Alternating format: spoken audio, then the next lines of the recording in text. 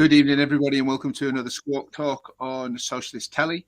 And tonight we have two women unionists, trade unionists, one of whom is a candidate for the Labour Party National Executive, and on the left slate is Understand It, Maryam. So Maryam is standing to be on the National Executive of the Labour Party. Sohayalla, you're a Unite and Red Labour activist, as I understand it as well, and Red Labour is supporting Maryam, so we can go into a little bit of why that is.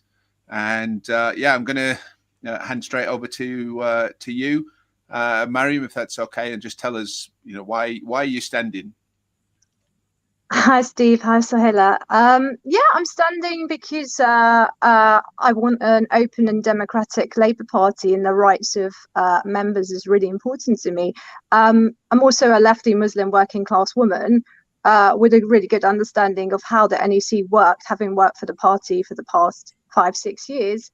I feel that the party has become really unwelcoming to women, to people of colour, to left-wingers. And as someone who identifies as all of those, I want to be on the NEC to stand up for members. It certainly sounds as good a reason as any to be standing. Tell us a little bit more about your experience in the party, because you used to work in Jeremy Corbyn's office and then you moved on to Equality, as I understand it. So what have you seen there that will give you good background for being on the NEC? Yeah, so that's right, Steve. I worked for Jeremy in the leader's office from 2016 to around 2019. And then I moved to Labour HQ, known as Southside. I was head of equalities and stakeholders in Southside until fairly recently. I was secretary of the NEC, the Equalities Committee. So I have a real good working understanding of the issues faced by members and and some of the equalities challenges that the left are fighting for. Okay. Sohayalla, let me bring you in then. I mean, Red Labour is supporting Maryam. Why are you backing her to get onto the NEC? In terms of Maryam, when we approached Maryam, one of the reasons we approached her was because of her background as a Labour staffer. Unfortunately, as people know, Laura Piddock resigned, and of course Nadia Jalma is not standing, and they were two of the most strident left women on the NEC who were behind some of the motions, like in terms of the reinstatement of Jeremy Corbyn, and of course the motion against prescription as well, retrospective prescription. And I think why Red Labour has supported Maryam is, first of all, for the credentials that she's listed, but we do need someone who is a bit of an insider, who will be someone that the Labour leadership knows that they can't, dare I say it, they can't pull the strings of her, because she knows exactly what goes on in the NEC. She knows exactly what officers do. And I think for us, it's also important that while the left is being attacked and is being marginalised, we need someone who can operate in that strategic manner and, of course, take over from the excellent work that both Laura and Nadia did. And Maryam, of course, is a very strong and capable candidate who, no doubt, that Maryam knows that this is not going to be easy, but she wants to do it. Such is a commitment to the party. Do you think you can do that, Maryam? I'm not naive, Steve. I mean, I've been a councillor, Labour councillor, for 12 years in Keers Council. I mean, I'm a committed socialist, and I feel that you have to be in it to change things. So, I mean, I was around before the left took control of the party. So, I understand it's not going to be an easy ride, but I'm fully committed to doing it. Okay. I mean, well, let's dig into that a little bit more. I mean, as Sohayalla's mentioned, two very good Labour women have announced, well, one's left and one announced that she's not standing again. And given the way that things have run in the last couple of years on the National Executive Committee, the frank disregard for any kind of principles of natural justice, of democracy, etc. I mean, why do you want to jump into the lion's den when it seems that other people are jumping out? Because I've worked in the party, I know how the bureaucracy works, and I'm not naive to the challenges. I also have a good relationship with some of the current NEC left-wing members, and I feel that together we can work to achieve or be a voice for the membership. I understand it will be a challenge. I understand that people walk away because it's so frustrating, but I feel that I've got the skill set to know how to navigate things. I'm not coming onto the NEC to magically transform the party overnight. I know that's not the case, but I feel that you just with like-minded people, with the work, the bureaucracy, and achieve change over time.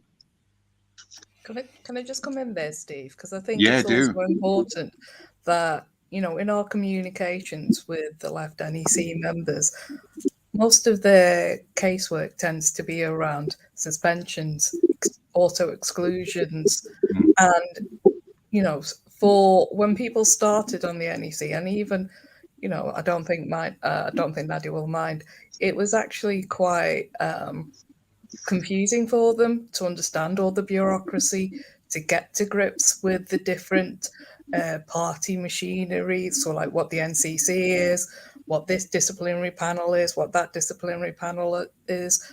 So I think, you know, with Maryam, that's why Red Labour has been, you know, we approached Maryam. We're happy that Maryam wants to stand.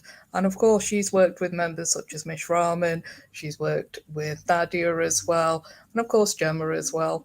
And so I think in terms of that, what we will be saying to the left membership is we've got a good fighter in Maryam, and that's why, you know, we want people to nominate Maryam and the other 6 left candidates.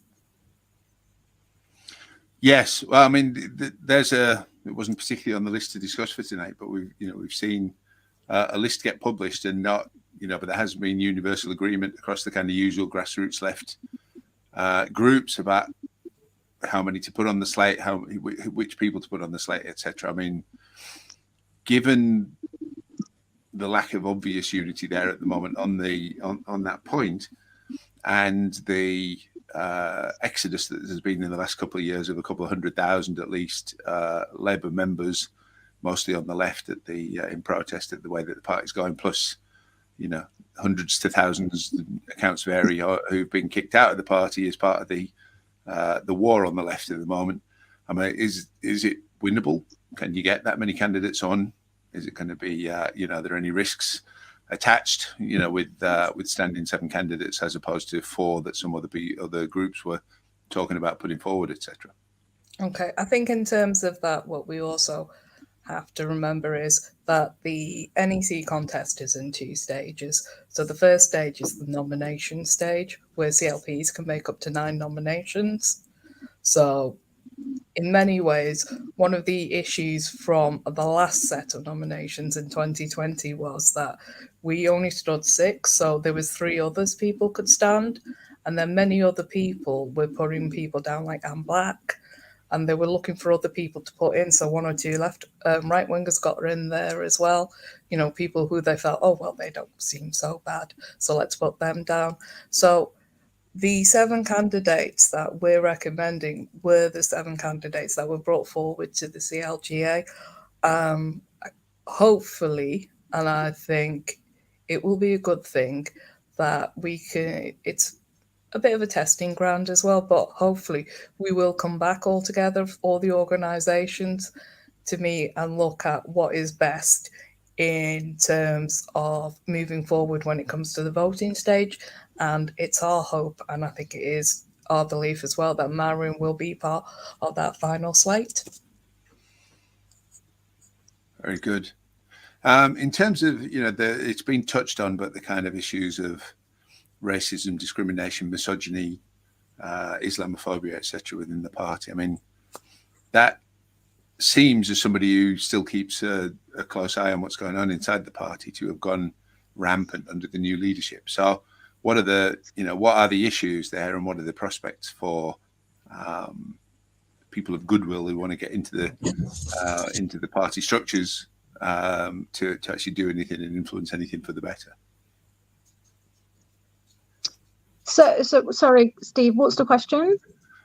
Just, given the rampant, I think is the right word, Islamophobia, we've seen misogyny, we've seen anti-black racism, anti-gypsy racism, we've seen, the kind of frank anti-Muslim racism being used as a campaigning tactic in by-elections.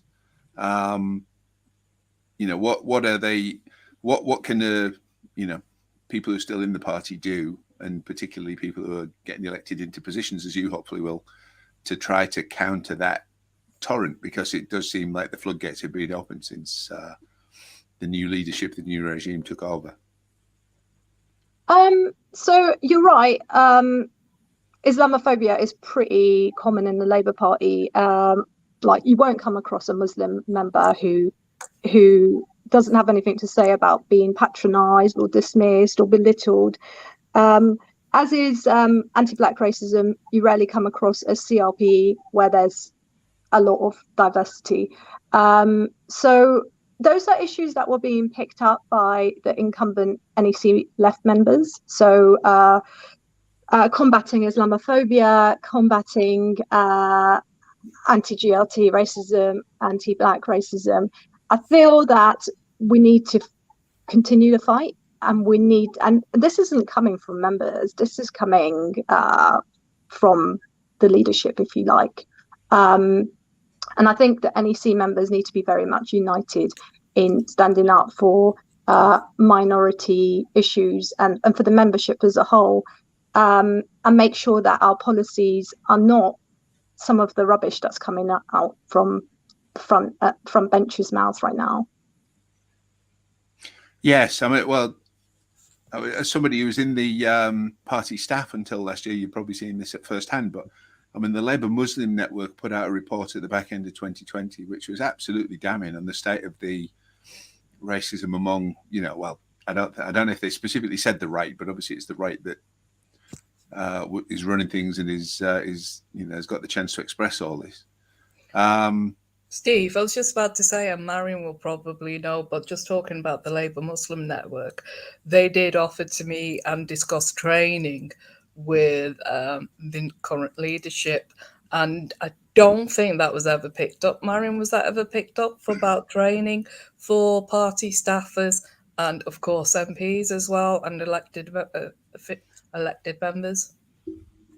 So you're right, Sohayalla. The Labour Muslim Network had a set of very, very reasonable recommendations.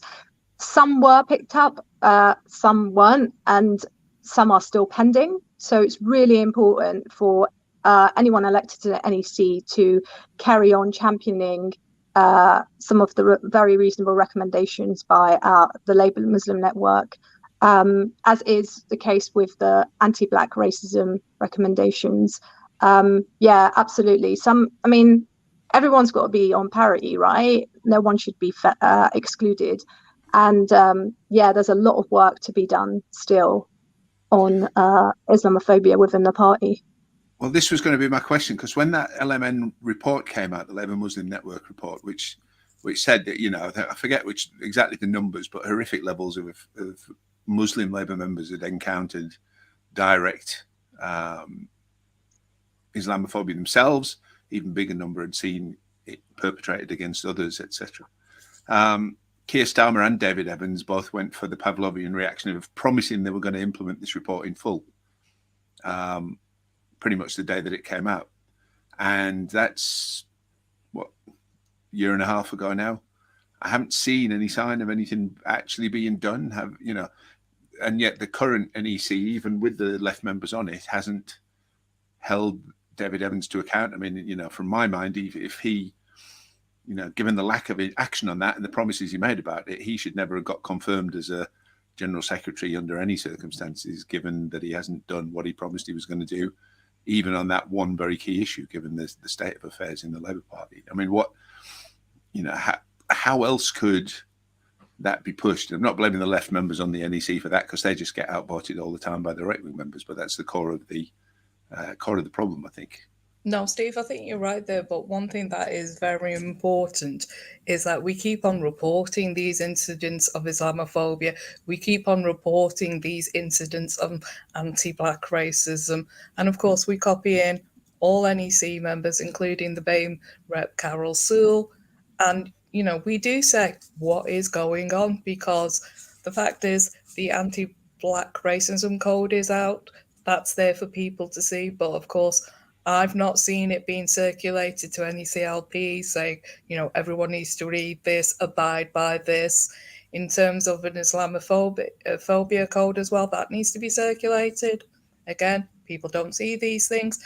They'll send out a dozen emails every week asking for money, but they can't send out emails saying, actually, this is what you need to do to stop being racist, and promoting that training as well around anti-Black racism, Islamophobia, anti-GRT, because some of the things that, MPs have done around Gypsy, Roma and Traveller have been disgusting, just without even thinking, putting out leaflets or holding leaflets, as the case may be, with absolutely disgusting sentiments on. And again, we've seen where anti-GRT activists have just been allowed back into the party, and you're like shaking your head going, this is not the party that we joined. And I think in terms of in our conversations with Maryam, she is very firm on the fact that she will be driving forward this agenda, because it's just not about race. It's not just about misogyny. It's the whole fact that they are taking the membership for fools. Actually, it's a case of disdain. They hold us in disdain, even though they expect us to go out in the rain, post leaflets through doors, knock on doors.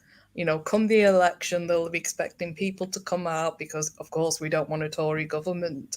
But for many members, it's also a case of, well, actually, yeah, we agree. We don't want a Tory government, but we certainly don't want a Tory-like government either, And I think, in terms of Maryam's own beliefs, she'll be pushing for that socialist agenda. That's what we want to hear, for sure. Go on. No, so thank you, Sohayalla. That's pretty spot on. But I think what the left NEC members must do is, it's really good to have a code of conduct. That's great. But a code of conduct will be ignored unless it's fully resourced, unless there's training equipped with it. So I think the first, everyone needs to be united in asking for these codes, but then insisting that CLPs and members are fully trained, and that the training is kept relevant. So it's not good enough just to have a one-off training. That's just a tick box exercise. Training has to be effective and fully resourced. And those are the things that we all need to rally around. Obviously standing up for the membership, commitment to socialism, but some of the racism is pretty out there, and the party needs to fully fund it and combat it seriously. Yes, so I think I know the case that Sohayalla is referring to in terms of the activist who got welcomed out, and I mean, welcome back. And the shocking part of that is, I mean, his case had been referred to the National Constitutional Committee with a view to expelling him if the evidence justified it, which, in my opinion, it did. And then we saw the head of the disputes panel on the NEC welcoming him back into the party after his referral to the expulsion committee, let's call it that for plain language, had mysteriously evaporated and just disappeared off the docket. And that, it seems pretty brazen, really. Let's welcome this guy back who'd called Gypsy travellers a blight on our society. We saw the case with Miss Begum as well, when she was put on trial, could have gone to prison, could have lost her position as an MP at Sana for what everybody said was a trumped up case with nothing to answer, and the jury ultimately agreed and acquitted her. But Steve, I think, just talking about Oksana's case, one thing that we saw about the leadership, ultimately the book stops with the leadership, is that the fact that her ex-partner was not suspended until there was an outcry. What does that show? What does that show? I still think that Keir Starmer hasn't put out to date any kind of comment congratulating her on being acquitted. No, and I think and the same with Zara Sultana as well, despite the fact that most recently she has suffered appalling and criminal abuse, and the party leadership has not said a word. What message does that send to kind of like Muslim voters? What message does that send to BAME women? Again, it goes back to the fact of, do you really want our votes? Yeah. The party and the media whipped up such a hatred against Claudia Webb that the guy was arrested in Ireland, a British fella, for planning to kill her. So he'd made a plan to come and murder her. And the press reported an MP had been, that this guy was planning to kill an MP, didn't say who it was. The Labour Party hasn't offered a single word of support, couldn't move quick enough to kick her out of the party, etc. It does seem to be, if you are a person of colour, and particularly a woman, then you're on your own as far as the current Labour regime is concerned, no matter what happens. So they're quite happy to stand with somebody if they're, kind of blonde or whatever, but they're not interested in stepping forward and protecting, Muslim women, black women, etc. within the party. And, and I'm neither of those, very obviously. And yet I'm disgusted by it. So, how is it, it kind of links into the next question really, which is about, are there enough people left in the party to actually get a good slate of lefties onto the NEC? Because I think a lot of people have quit in disgust. But how I'm not even sure what the question is out of it. I'm just so gobsmacked by the the absolute appallingness of it all. But tell me what you make of the way the party machine is conducting itself. I guess the question is, what's the leadership up to? And I would say that irrespective of what's happening in the world, there's a war right now. There seems to be an obsession with prioritizing left bashing. And I find that a really strange way of wanting to get back into power. I mean, who's gonna vote for a party that's just focused on internal fighting? So I completely accept some of the. I mean, I've been a victim of it myself too. I've just been purged from restanding in Keir's own council. Been a councillor for 12 years, and was the first Iranian woman to stand for an elected position in the country, and I would probably say across Europe. And they've just they haven't put the reselection to members. They've just basically, the party administration has said, actually, you're not allowed to restand. There's a real problem, and the left bashing is out of control. So I think left wingers that are still in the party need to stay in the party and help the rest of us achieve some of our achieve things for the left. And does Red Labour keep any kind of finger on the pulse in terms of what is the left caucus still left within the party? I think in terms of that, of course, we have conversations with all types of people. We understand, and I think it's publicly known that membership is down. But I think with regards to tests, the internal elections are the best tests. We have the Women's CAC coming up, which is, I think, in about 2 weeks. We'll see that there in terms of whether we do a clean sweep of the CAC in terms of how many left delegates there are, how many right delegates there are. And we'll also be able to pick up in terms of nominations as well, what the situation is. I think, and this is for me, being positive, that there are still, many left members there, but they're just quiet at the moment because they're repulsed by what's happened. They're repulsed by what's happened to Jeremy. They're repulsed at the racism that they see. They're repulsed at the rejection of socialist policies that would help countless millions, especially during what we are now in, not only in a war situation, but cost of living crisis. So they see that, but at the moment, there's nowhere they feel that there's nowhere else to go. So I think it will be interesting to see. But of course, we have to fight. We have to stay. We have to fight. And I know a lot of people do feel that, why bother? But this is our party. We're both, Maryam and I are both trade unionists. Labour Party was born out of the trade union movement. Why should we go? And it's not just an obsession with Labourism. It's actually an obsession with something that belongs to all of us.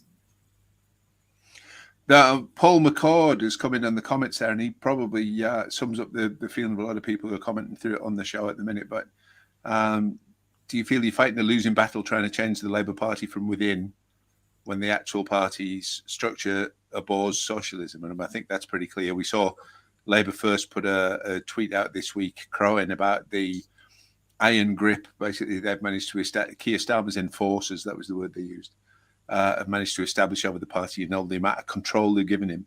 And, on the back of the membership card, it says Democratic Socialist Party, but, it doesn't seem to be, and it certainly doesn't seem to want to be.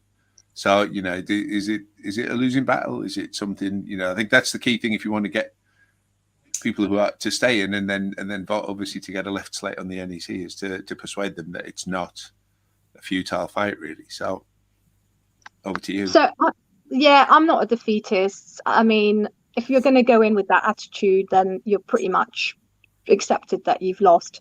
The right stayed in the party when the left were in control, and I would say we need to do the same. Things can change. We can overturn some of the injustices that's happening right now. But to go in with that attitude that it's a losing fight, I'm not that. I don't subscribe to that view. No. Yes, I mean, we have seen people kicked out, of course, for appearing on programs calling for people to stay in the fight as well. So. Question from Bay Whitaker. Centrists think that outrage about these cases of racism are just factional performances too. How do we get them to understand that the hurt and outrage is real? I mean, well, first of all, do you agree that that's what they think? Or is their motivation something different? And then part B of the question. I think go on. I was just to say, I think for me, it's a case of people's experiences. Now, when you have actually been the victim of racism and bigotry, the impact that it has on you, it leaves a scar. And many of these people don't have that experience. So they just think, oh, well, they're still there. They're still standing.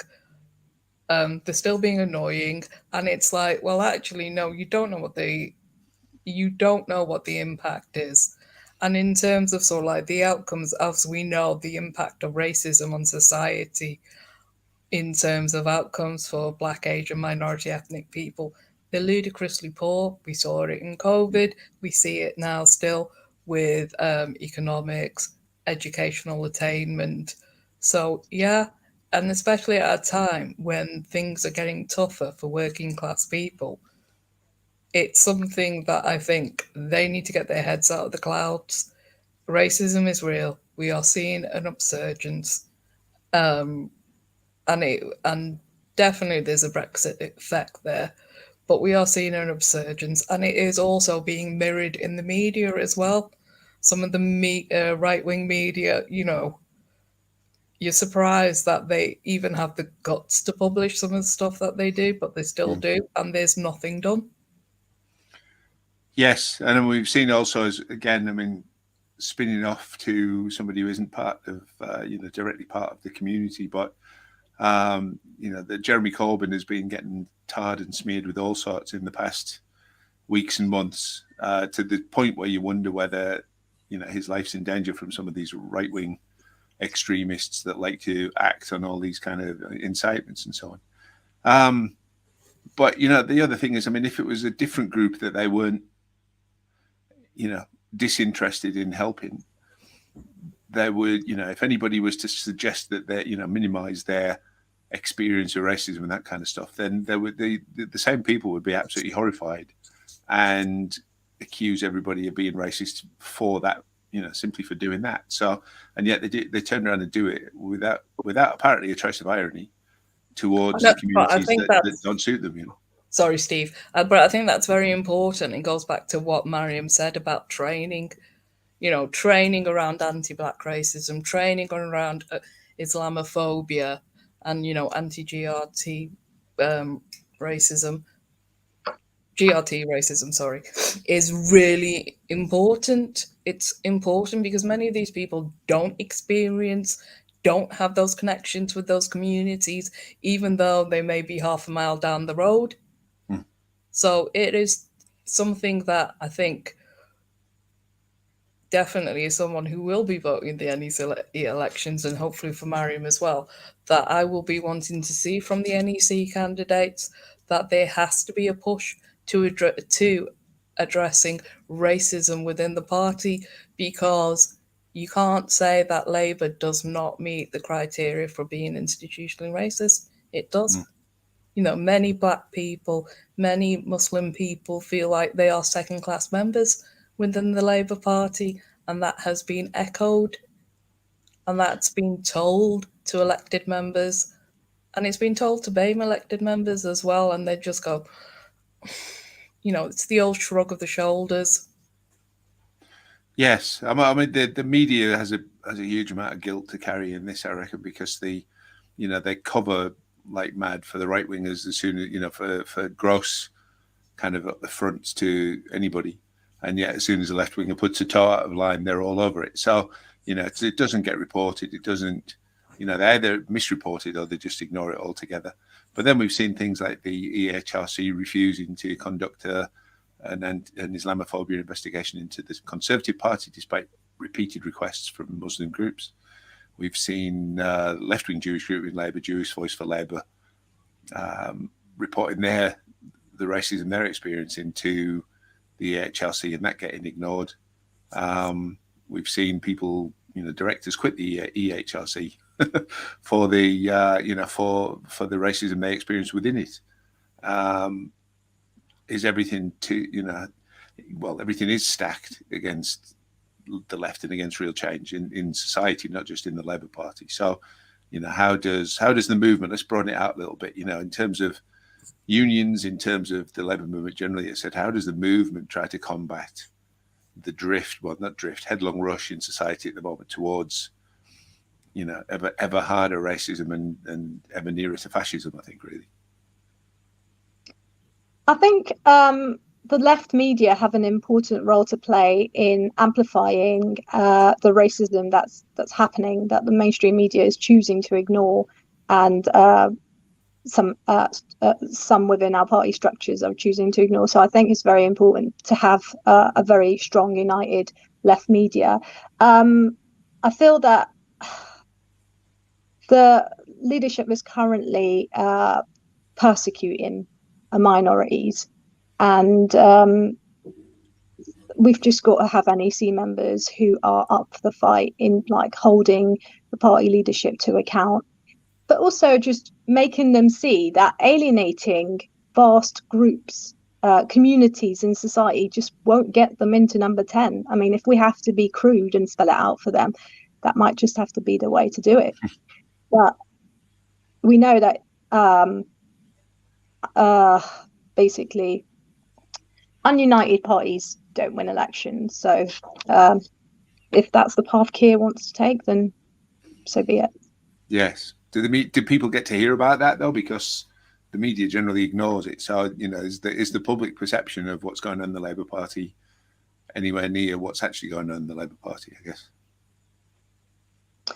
Well, it's not, and that's why I say that the left media have a very important role to play here. And in terms of, you know, kind of the wider movement, the activism, the unions, I mean, a lot of people think that the future of the movement, it lies outside the Labour Party at the moment, in things like community activism and union activism, etc. Labour significantly is desperately trying, is pissing off the unions as hard as it can at the moment, and sacked all its community organisers as one of the first acts under David Evans and Keir Starmer. So, they don't seem interested in engaging within the communities, and they're not really interested in, engaging with the unions. So it seems certainly only on their own terms. So, what does the movement do? And let's divorce this at the moment from the whole issue with the NEC elections, etc. But purely in terms of the movement itself, what can the movement do to try to rescue society? Because that's where we are at the moment, I think. I think in terms of, some of the points that you've raised, once upon a time, it was the Labour Party who organised within the communities. The party became that centre place where people did organise, whether it was in terms of mutual aid associations, socialist Sunday schools,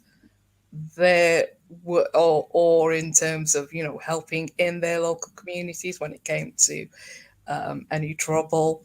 And again, I think for the unions as well, because I'm a convener of a branch, and we're doing a lot more within the community now.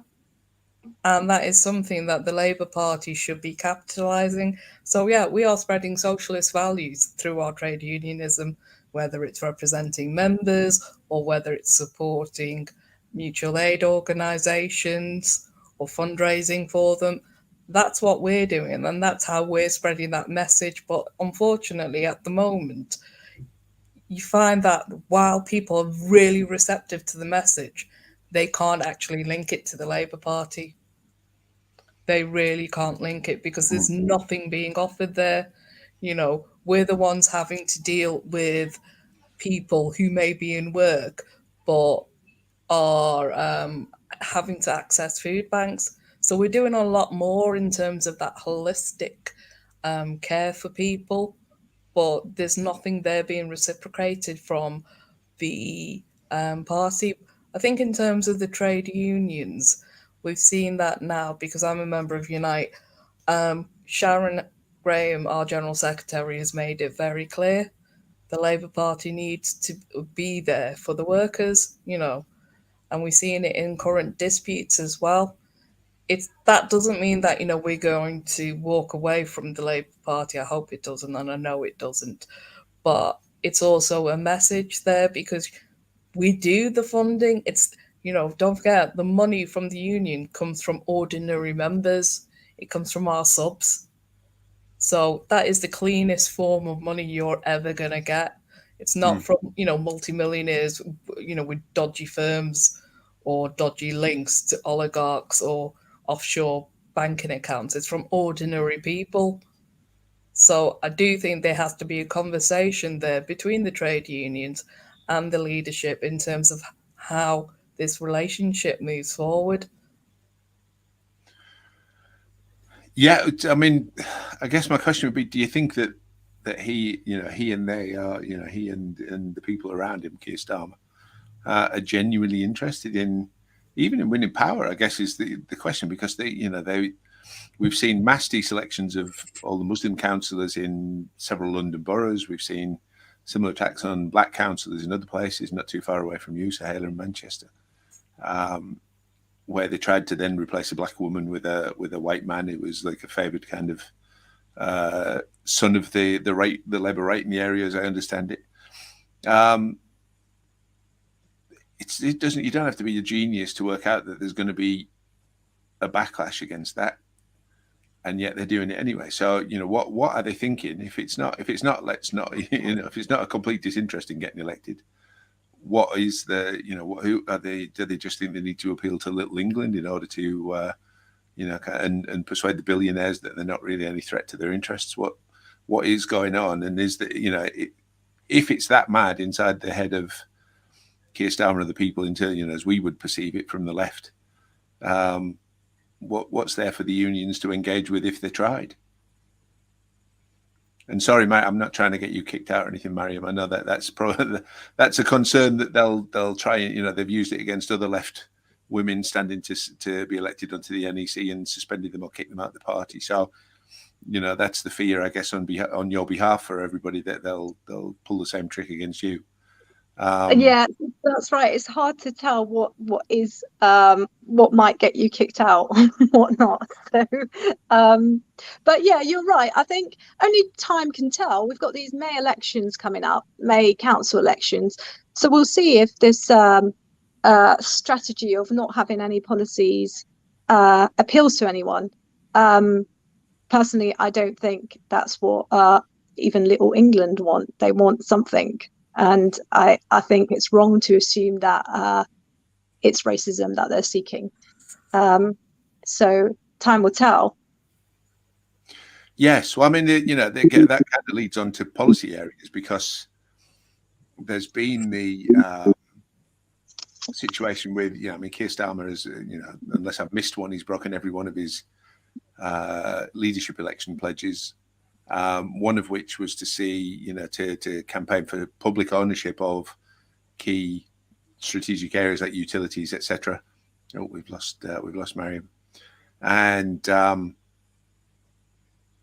he's couldn't move fast enough to get himself to distance himself from those promises and repudiate them, etc. And yet those policies are really popular in Middle England as well as everywhere else, for national utilities, national railways, telecoms, all that kind of stuff. And I'd actually go back. You look at what Boris Johnson did during the pandemic. He basically stole all of Jeremy Corbyn's policies and instituted them as his own. So you can see that there is a huge public desire for things about national ownership of the utility companies. Definitely, I think something that everyone would generally welcome if we've all, if you haven't had a nasty surprise this week in terms of your increased bills, you're lucky. But for everyone else who's looking at that, they're like, how am I going to pay this?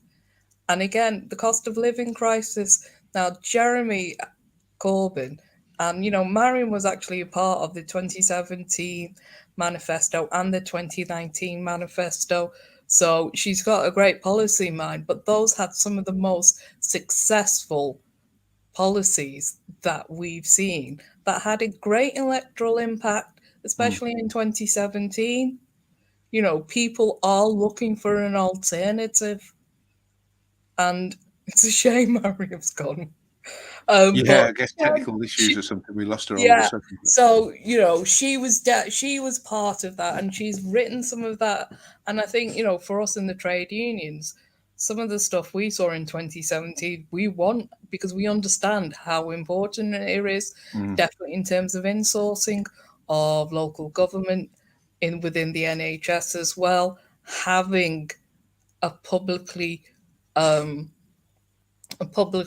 owned, whether it be gas company, whether it be railway company, is intrinsic to our lives as ordinary people. And, we are seeing that the fact is that all the family silver's been sold off, so to speak. And when it comes to crises, we're on the back foot. While other countries in Europe who still have, publicly controlled utilities or transport, they were much better able to cope with COVID. I forget exactly the number, but the level of price increase from the fuel crisis that that consumers in France are experiencing, I think it was like 5 or 10%, wasn't it? We're getting people getting their bills doubled and more, and then the threat of, promise of really another doubling again in the autumn. So going up, people. There's one case there where they were talking about it's a young woman with a couple of young kids, and her bill was already horrendous, going £196 a month, I think she was paying, and that was going to rise to 398, so more than doubling.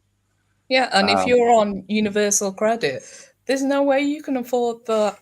Yeah. There's nothing there, and not just, and the Labour Party saying, "Oh well, we'll remove VAT from from your gas and electricity all 5% bill." of it. It's kind of like, yeah, it doesn't even matter. It really doesn't matter. So, yes, there's that just that kind of dearth of any ambition among them, really, that they seem scared to actually stand for anything except more of the same, and people are not interested in more of the same. But people. But this woman, I mean, I'll get your feedback on this, because this is so the woman's dad had tweeted about this increase in the bill. Oh, Maryam's back. Sorry, Maryam, we seem to lose you there. I'm so sorry. Oh, don't worry about it. So we ended up, her bill was going up from 196 to 398. And then British Gas had told it was probably going to go up to about £700 a month in the autumn. And a Labour councillor down in Hackney tweeted in response to that, "Oh, she just needs to be more economical, use less and wear jumpers." And, and she would fit straight into Keir Starmer's team with that kind of mentality. That's the scary thing. People are desperate for change. So, what's the prospect for it? How is it? I mean, I'm not asking this with any kind of clever ideas in mind, because, I don't know what they are sometimes as well. It's just, there needs to be a change, but it's going to be very difficult getting a new party off the ground. It's going to be very difficult, making the moves without controlling Parliament. And yet the people who are the nearest to getting into power, and I don't think they're very near, but the ones who have a chance of it, don't have any interest in actually addressing any of these things. They just want to continue the status quo as it's always been. Yeah, I mean, I think it was a social media post. I saw that. I can't remember where that woman was from, but yeah, I mean, cost of living crisis is out of control, and you have these Labour councillors who are pretty much, like you said, advocating for the status quo. I mean, like, the party just want us to go to the electorate with no policies whatsoever, based on I don't know, people's I don't know. I really don't know how this strategy is going to work out. And just before I got kicked out of this show, not the party, it was I guess we'll see in the May elections how successful this strategy is going to fare. Yeah. So, I mean, we've got 10 minutes left, give or take. Coming back onto the NEC elections, what is the process and the timetable for people who might not be very familiar with it? So we've got nominations first, then it goes, so when's the actual vote, and when's the when would a new NEC or new set of member representatives on the NEC take over? Sohayalla, do you want to outline the processes? So in terms of this, we're at the nomination stage. So nominations have opened. So at your next CLP meeting, do nominate Maryam and the 6 other left candidates. I think the nominations close June-ish. Yeah, June. Yeah, and then then there's a bit of a delay while the party gets out votes. And I think the voting period is August, and then August to September, and then the new NEC meets at the party conference at September during the conference. Yeah, that's it. And presumably the party has set the freeze date for anybody to actually participate in the vote, like 100 years ago or something, so nobody new can join and have a say in who's going to represent members on the NEC. So what's your, I suspect we're coming to a kind of natural close of things anyway. So the last couple of minutes, just make your pitch then, Maryam, if you want to, or Sohayalla on behalf of the left generally. Those people who are left in the party, why should they, cast a vote, and if they have one, and, not sit on their hands and so on. So if my message to left-wing members, if you are still a member, please go to that CLP meeting, nominate all 7 left candidates, and basically that's the only way we can achieve socialism. It's the only way that we can combat the oppression faced by women. It's the only way that we can combat Islamophobia. It's the only way that we can stop this alienation of the trade union movement. Exercise your power as a member now. Go to those meetings and nominate us left-wingers. And have we got the full list of people on that slate, the 7 candidates to hand, to be able to let people know who they should be voting for? If you haven't, don't worry about it, because I'll pull up an article with a link on it so I can pop it in there for. No, I was just about to say, in terms of the 7 CGLA candidates who were discussed, of course, Maryam Eslamdoust, Yasmin Dar, Mish Rahman, Gemma Bolton, Naomi Wimborne Idrisi, and of course Deborah Hobson. I think I've done that. That's all 7. Yeah. Yes, I think so. It's very good. If anybody hasn't caught that, obviously you can watch it again on catch up. But you can also have a look. If you look on Skwawk Books and look for the article that went out on the 25th of February, that confirms those names again. And again, I would join you in encouraging everybody to, it's been a bleak program tonight because the situation is quite bleak, frankly. But hopelessness and inaction isn't the response to that's going to actually make any difference to anything. So, we need to do what we can while we can, and push and not give in, however much the odds might appear to be stacked against us. So, comrades, thank you very much for being on the show tonight. I hope it hasn't been too miserable. If you've watched us so far through this way on the program as well, thank you ever so much for that. And similarly, if you're watching on catch up, do spread the word and keep an eye out for some further Socialist Telly programming coming through the rest of the week. So, solidarity, everybody. Good luck, Maryam, and thank you. Let's hope that we can see victory for the sake of the country. Take care. All right. Bye bye.